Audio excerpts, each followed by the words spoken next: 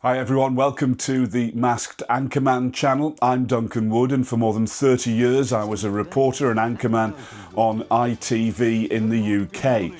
I'm now trying to raise awareness of obstructive sleep apnea after being diagnosed with a severe form of the condition myself.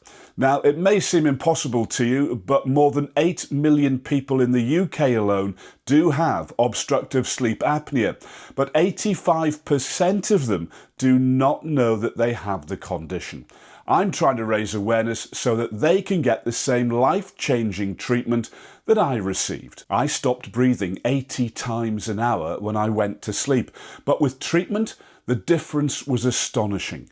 I reduced that to just 4 times an hour with CPAP therapy, and I was sold on it. Because getting that treatment reduces my risks of having a heart attack, a stroke, diabetes, high blood pressure. It was simply a no-brainer for me.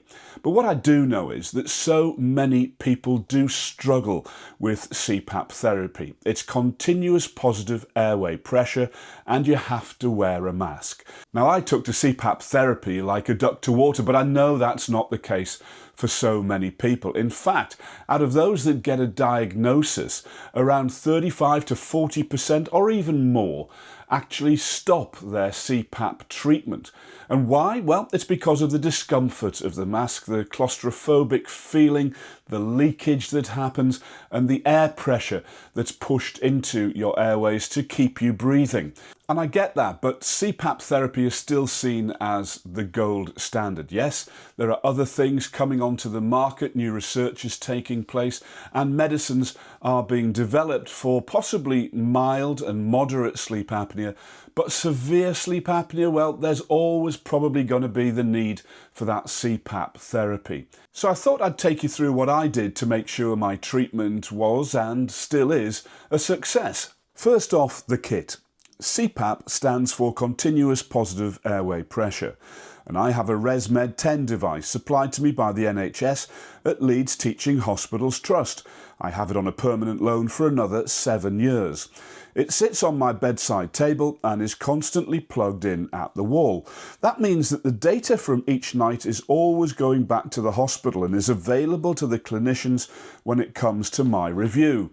It also means that the pressure I need to keep my airway open can be automatically adjusted. So it will start off at 4 every night, but it can rise to 13 if my airway is closing badly. The machine does go up to 20, but mine is capped at 13 because the hospital worked out that my average need was around the 10 mark, so a top level of 13 would suffice. Now, here's a little tip. If you do wake up and the pressure is too much for you, then just simply switch off at the main button and the CPAP machine will reset it. So when you start it again, it'll go back to the lowest setting possible, and you should then be able to get back off to sleep. I leave the hose connected to the back of the machine so that when I do go to bed, I just need to connect it to the mask. Now, many people have a stand or a hook that they wrap their hose around so it doesn't get entangled at the side of the bed, but I've never felt the need for that, and I'm happy with the way it's connected. Now, when I first got the mask, I was advised to try it on during the day, and that would give you the feel of it before you actually lay down in bed with it on. And it makes this great sense to me, because you certainly would feel strange if you just got into bed one night with a mask on. So try it on during the day, whether you're sitting in the front room or round the dining table, and that'll make it feel more relaxed to you in some ways. When I actually go to bed, I find lying on my back and some deep breathing works for me. It's really like learning to breathe again every single night. I'll start off with deep breaths and then I'll regulate my breathing to the amount of pressure that's coming into my nose. I'll go shallower and shallower until I can't even sense the added air that's being pushed into my nostril. That's me used to the mask, but of course, falling asleep for many is tricky anyway.